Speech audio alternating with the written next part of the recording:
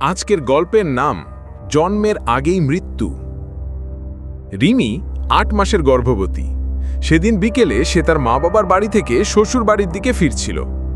Shortcut নেওয়ার জন্য সে বেছে নিয়েছিল পুরনো মাধবপুরের জঙ্গল পথটা, একটা ঘন অন্ধকার জঙ্গল যেটা সন্ধ্যার পর কেউ পার হতে সাহস করে না।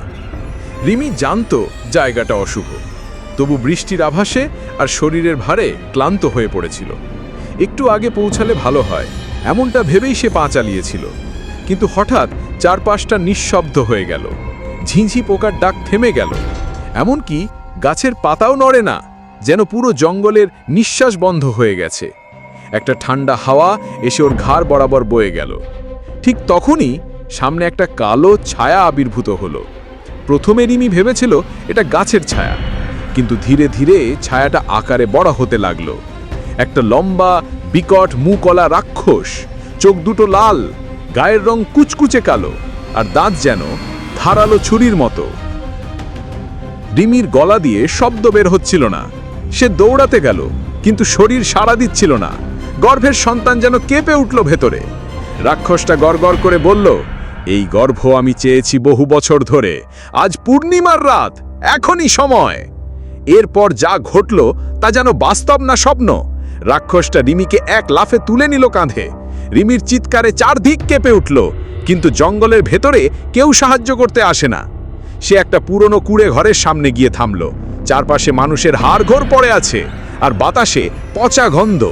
ঘরটার ভেতরে ঢুকে রাক্ষসটা একটা তান্ত্রিক মন্ত্র পড়তে লাগলো, যার প্রতিটা শব্দ রিমির শরীর ঠান্ডা করে দিচ্ছিল। বন্ধুরা, এতটুকু যদি পরে ভয় লেগে থাকে তাহলে এখনই ভিডিওটাতে লাইক দিন, কমেন্টে লিখুন আরও চাই, আর সাবস্ক্রাইব করুন ভূত এফএম উইথ এআই, কারণ এমন ভয়ঙ্কর গল্প আপনি আর কোথাও পাবেন না। রিমি শেষ শক্তি দিয়ে চিৎকার করলো, আমার বাচ্চাকে ছেড়ে দাও। ঠিক তখনই আকাশে বজ্রপাত হলো। ঘরের এক কোণে থাকা একটা পুরনো লাল রঙের তাবিজ হঠাৎ করে জ্বলতে শুরু করলো। সেটা ছিল রিমির মা দেওয়া রক্ষা কবচ, যেটা সে গলায় পরে রেখেছিল। এক বিকট চিৎকারে রাক্ষসটা মাটিতে লুটিয়ে পড়ল।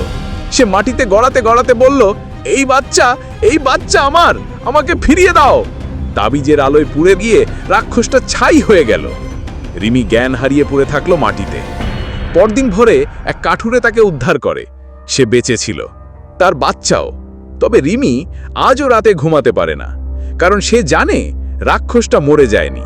সে অপেক্ষা করছে আবার পূর্ণিমার জন্য। গল্পটা কেমন লাগলো? ভয় পেয়েছেন?